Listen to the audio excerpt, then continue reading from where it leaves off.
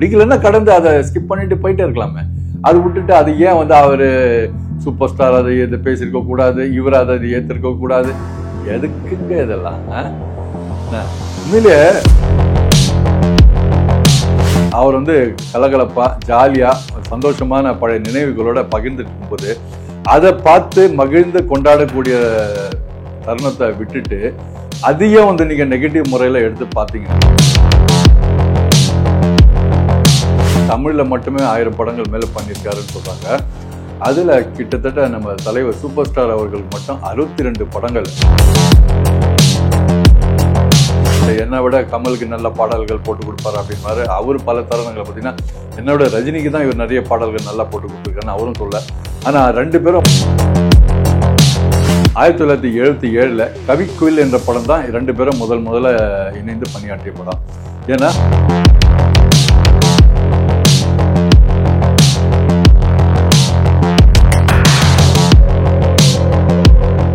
பொதுவா நம்ம வந்து சிலரை நம்ம நண்பர்களை உறவினர்களை யாராக இருந்தாலும் ஒரு இடைவெளிக்கு அப்புறம் சந்திக்கும் போது எப்பவுமே பார்த்தீங்கன்னா நம்ம பழைய நினைவுகளை வந்து நினைவு கூறி அவங்க கூட கலந்து பேசி ஒரு மகிழ்கிற தருணம் எப்பவுமே இருக்கும். அதில் வந்து ஒரு தனி உற்சாகம் ஒரு சந்தோஷம் கிடைக்கும் அப்படின்றத நான் நம்புகிறேன். ஏன்னா நான் நிறைய வாட்டி அதை அனுபவிச்சுட்டே வந்துட்டு இருக்கேன் அப்பப்போ. குறிப்பாக இப்போ இந்த சமூக வலைத்தளங்கள்லாம் அவருடைய வளர்ச்சிக்கு அப்புறம் பார்த்தீங்கன்னாக்கா எல்லார் மனசுலையும் பார்த்தீங்கன்னா ஒரு பெரிய எல்லாரோட தலையிலையும் ஒரு பெரிய ப்ரெஷர் இருக்குன்றத நான் பார்க்குறேன். ஒரு பக்கம் பார்த்தீங்கன்னா காம்படிஷன் இருப்போம், இன்னொரு பக்கம் பார்த்தீங்கன்னா ஒர்க் ரிலேட்டடு, இந்த மாதிரி பலவிதமான இஷ்யூஸு பலவிதமான ப்ரெஷர்ஸு இதெல்லாம் இருந்துட்டனால யதார்த்த வாழ்க்கை என்னன்றது பலரும் அதை மறந்து மிஷின் மாதிரி இப்போ செயல்பட்டு இருக்குன்னு தான் சொல்கிறேன். அதுதான் உண்மை. அதையும் மீறி அப்பப்போ பார்த்தீங்கன்னா சில தருணங்கள் நமக்கு கடவுள் கொடுக்குறாரு. அதுதான் நம்ம வந்து ஃப்ளாஷ்பேக்கு போயிட்டு வர மாதிரி சில நிகழ்வுகள் நடக்கும். அதாவது ரொம்ப காலத்துக்கு அப்புறம் யாராவது உறவினர்களை சந்திக்கிறதாகட்டும், இல்லை ரொம்ப காலத்துக்கு அப்புறம் நம்ம ஸ்கூல் படிக்கும் போதோ இல்லை அந்த ஆரம்ப கட்டத்திலேயோ நம்ம வேலைக்காக தேடி அலைஞ்சிட்டு இருக்கிற காலகட்டங்களையோ நம்ம கூட பயணித்த சிலரை வந்து நண்பர்களையோ உறவினர்களையோ நம்ம வந்து சுற்று வட்டாரங்களையோ அவங்களெல்லாம் சந்திக்கிற சந்தர்ப்பம் ஒரு மீண்டும் நமக்கு ஏற்படும். அப்படி ஏற்படும் போது பார்த்தீங்கன்னாக்கா நம்ம வந்து பழைய ஃப்ளாஷ்பேக் நம்ம அப்படி சுற்றினோமே, மரத்துக்கிட்ட இப்படி உட்காந்தோமே, இந்த தேட்டரில் போய் இப்படி படம் பார்த்தோமே, இப்படி ரசித்தோமே அப்படின்னு சொல்லி எப்போவுமே பார்த்தீங்கன்னா அந்த ஃப்ளாஷ்பேக்கு அந்த நினைவுகள் பசுமையாக நமக்கு இப்போ நம்ம மனசில் இருக்கும். அதை நினைவூட்டி நம்ம பேசி மகிழ்ந்து ஒரு உற்சாகம் பெறுவோம். சரிங்களா? அது நமக்கு மட்டும் இல்லை, சராசரி மனுஷன் எல்லாருக்குமே உண்டு. அதாவது கலைஞர்கள், திரைப்பட கலைஞர்கள் உட்பட. இப்போ நான் சொல்ல வர்றது என்னன்னா, உதாரணத்துக்கு பார்த்தீங்கன்னா இந்த சோஷியல் மீடியா வளர்ந்ததுக்கப்புறம் இப்போ நான் சொல்ல மாதிரி திரைத்துறையும் பார்த்தீங்கன்னா மின்னல் வேகத்தில் போயிட்டு இருந்தால் கூட அப்பப்போ சில தருணங்களில் வந்து சந்திக்கும் போது சில ஃப்ளாஷ்பேக் அவங்களுக்கும் போயிட்டு வரக்கூடிய சந்தர்ப்பங்கள் கிடைக்கும். உதாரணத்துக்கு சொல்ல போனால் 16 வயது நிலை படம் ரீரிலீஸ் பண்ண போகிறோம் டிஜிட்டல் அப்படின்னு சொல்லும்போது இந்த படத்தோட தயாரிப்பாளர் எஸ்.ஏ. ராஜகண்ணன் அவர்கள் பார்த்தீங்கன்னா கமலா தேட்டரில் இந்த படத்தோட ட்ரெய்லர் லான்ச் வச்சுருந்தார். அந்த நிகழ்ச்சியில் படத்தோட இயக்குனர் பாரதி ராஜா, கதாசிரியர் உதவி இயக்குனராக இந்த பாக்யராஜ், பாக்யராஜ், அப்புறம் படத்தின் நாயகர்களான சூப்பர் ஸ்டார் ரஜினிகாந்த் அவர்களும் உலகநாயகன் கமலஹாசன் அவர்களும் கலந்துக்கிட்டு அந்த ஒரு விழா நடந்துச்சு. அப்போ பார்த்தீங்கன்னா 16 வயது நிலை ஆரம்ப கட்டத்தில் நடக்கும்போது என்னன்னா எப்படி செயல்பட்டாங்க, எப்படிலாம், அதாவது ஃபிலிம் கேனே இல்லாமல்லாம் எப்படிலாம் படப்பிடிப்பு நடத்தப்பட்டதுன்னு கமல் சார் அவர்கள் நினைவு கூற, இப்படி பல தருணங்கள் சிலாகிச்சு பேசி அது வந்து சந்தோஷமான தருணங்களாக அதை மாற்றி எல்லாருமே வந்து ஒரு கொண்டாடக்கூடிய ஒரு தருணமாக அது அமையும். அதே போல் பார்த்தீங்கன்னாக்கா கலைஞானம் அவர்களுக்கு பாராட்டு விழா நடத்தும் போது கூட பார்த்தீங்கன்னாக்கா நம்ம மார்கண்டேயன் சிவகுமார் அவர்கள் வந்து பல விஷயங்கள் எடுத்து சொன்னார். அதே போல் நம்ம சூப்பர் ஸ்டார் ரஜினிகாந்த் அவர்களும் கலந்து கொண்டு அவரும் பல நினைவுகளை பகிர்ந்தார். இப்படி ஒவ்வொரு தருணமாக அந்தந்த காலகட்டங்களில் நடந்துட்டு இருக்கோம். அப்படி நடந்த ஒரு நிகழ்வு தான் இப்போ நான் சொல்ல வர்ற விஷயம். கடந்த வாரம் தமிழக அரசால் நடத்தப்பட்ட இசைஞானி இளையராஜா 50 அப்படின்ற ஒரு விழா, சிம்பொனி வாசித்த இசைஞானி இளையராஜா அவர்களுக்கு ஒரு பாராட்டு விழா நடத்தணும்னு அரசாங்கம் ஏற்கனவே முடிவு செய்யப்பட்டிருந்தது.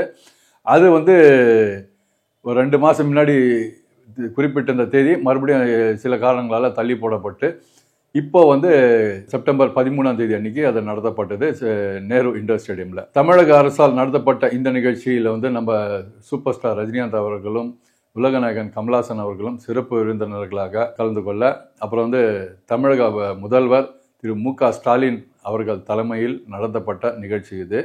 இந்த நிகழ்ச்சியில் பார்த்தீங்கன்னாக்கா நம்ம சூப்பர் ஸ்டார் அவர்களும் இசைஞானி இளையராஜா அவர்களும் ஆரம்ப காலத்திலேருந்து எப்படி பழகினாங்க, அந்த காலகட்டங்கள் என்ன நடந்துச்சுன்னு சில ஜானி படத்து சமயத்தில் நடந்த சில 1-2 விஷயங்கள் எல்லாம் எடுத்து சொல்லி, அதுக்கப்புறம் ரொம்ப கலகலப்பாக்கி அவர் போய் அமர, அதுக்கப்புறம் இசைஞானி அவர்கள் விழா ஏற்கும்போது அவர் சூப்பர் ஸ்டார் அவர்கள் சொன்ன நிகழ்ச்சியை சில தருணங்களை அவர் மறுபடியும் அதை நினைவூட்ட, குறுக்க திருப்பி சூப்பர் ஸ்டார் அவர்கள் பாஞ்சு அது கொஞ்சம் விலாவரியாக எடுத்து சொல்ல, அதுவே சில சமூக வலைத்தளங்களை சர்ச்சையாக கூட மாறி போச்சு.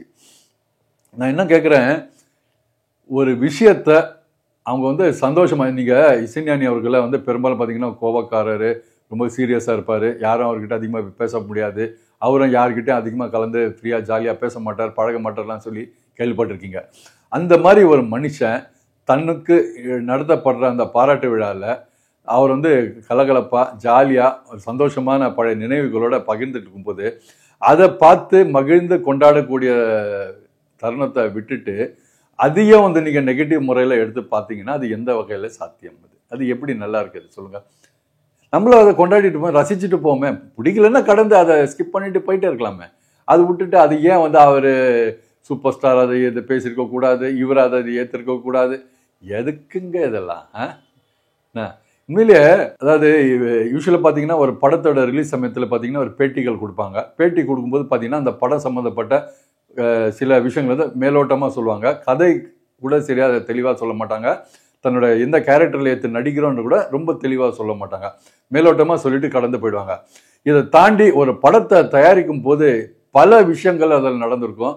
திரைக்கு பின்னால், அதாவது அந்த கேமராக்கு பின்னால் பல நினைவுகள், பசுமையான நினைவுகள் எல்லாம் அதில் இருந்திருக்கும்.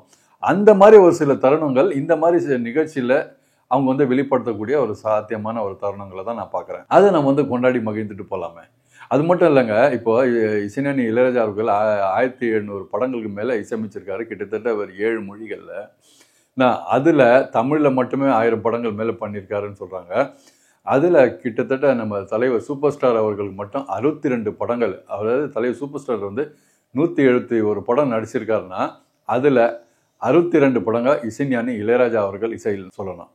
உதாரணத்துக்கு 1977 கவிக்குயில் என்ற படம் தான் 2 பேரும் முதல்ல இணைந்து பணியாற்றிய படம். ஏன்னா அந்த படத்தோட தயாரிப்பாளர் திரு பஞ்சு அருணாச்சலம் அவர் தான் பார்த்தீங்கன்னா இசைஞானி இளையராஜாவுக்கும் அறிமுகப்படுத்தி வச்சார்.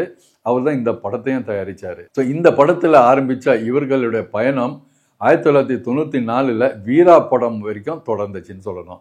இதில் பல படங்களுக்கு இசை பாடல்கள் பார்த்தீங்கன்னா இன்னும் எனக்கு பர்சனலாக ரொம்ப ஈர்த்த சில படங்கள் இருக்குங்க. உதாரணத்துக்கு சொல்லணும்னா அந்த காலகட்டங்களில் எனக்கு தர்மயுத்தம் பாடல்கள் ரொம்ப பிடிக்கும்.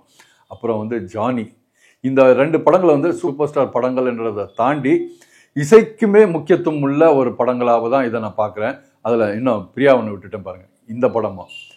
இந்த மாதிரி பல படங்கள் சொல்லிக்கிட்டு போயிட்டே இருக்கலாங்க. இவங்க 2 பேரோட கூட்டணியில் எத்தனை இனிமையான பாடல்கள் கொடுக்கப்பட்ட அந்த படங்கள் அப்படின்னு. இந்த மாதிரி பயணிச்சிருக்க அந்த இருவர்கள் அப்போ பார்த்தீங்கன்னா பல மேடைகளில் சந்திச்சிருக்காங்க. பல மேடைகளை சுவாரிச்சு நல்லா சிலாய்ச்சி நகைச்சுவைத்தன்மையோடு பேசி பார்த்தீங்கன்னா அவர் சொல்லுவார், என்னை விட கமலுக்கு நல்ல பாடல்கள் போட்டு கொடுப்பாரு அப்படின்பாரு. அவர் பல தருணங்களை பார்த்தீங்கன்னா என்னோட ரஜினிக்கு தான் இவர் நிறைய பாடல்கள் நல்லா போட்டு கொடுத்துருக்காருன்னு அவரும் சொல்ல. ஆனால் 2 பேரும் ஒருத்தருக்கு ஒருத்தர் விட்டு கொடுக்காம இன்னைக்கும் அந்த நட்போட இருக்காங்க. அதே போல் இவர் மேலே அந்த பாசமாகவும் இருக்காங்க. தலைவர் கதை, திரைக்கதை, வசனம் எழுதி தயாரித்த படம் வள்ளி. அதில் அவர் கௌரவ தோற்றத்திலையும் நடிச்சிருந்தார். முழுக்க அது புதுமுகங்களை வச்சு தன்னுடைய ஃபிலிம் இன்ஸ்டியூட் நண்பர்களுக்காக எடுக்கப்பட்ட படம் தான் அந்த வள்ளி. அந்த படத்துடைய இசை உண்மையிலேயே இசைஞானி இளையராஜா அவ்வளோ மென்மையாக அவ்வளோ அருமையான டியூன்ஸ் அதில் போட்டு கொடுத்துருப்பார். இன்றைக்கும் அதை ரசிக்கக்கூடிய பாடல்களாக இருக்குது. அது போக இந்த இளைய தலைமுறை கூட பார்த்தீங்கன்னா இன்றைக்கும் தன்னோட பயணிக்கிற ஒவ்வொரு பயணத்திலையும் தன்னுடைய எல்லா காலகட்டங்களையும் பார்த்தீங்கன்னா இசைஞானி இளையராஜாவுடைய எல்லா தருணத்துக்கு உண்டான அந்த பாடல்கள் இன்றைக்கும் நம்மளெல்லாம் ஊக்கம் கொடுத்துட்ருக்கு, உற்சாகப்படுத்திக்கிட்டு இருக்குன்னு தான் சொல்ல முடியும். இந்த மாதிரி ஒரு தருணங்களில் இருக்கிற இவங்களை நம்ம கொண்டாடுறதை விட்டுட்டு இந்த மாதிரி சோஷியல் மீடியாவில் நெகட்டிவாக பேசுகிறதுல அது தவிர்த்துருந்தனா ரொம்ப நல்லா இருக்கும்ன்றது என்னோட தாழ்மையான வேண்டுகோள்.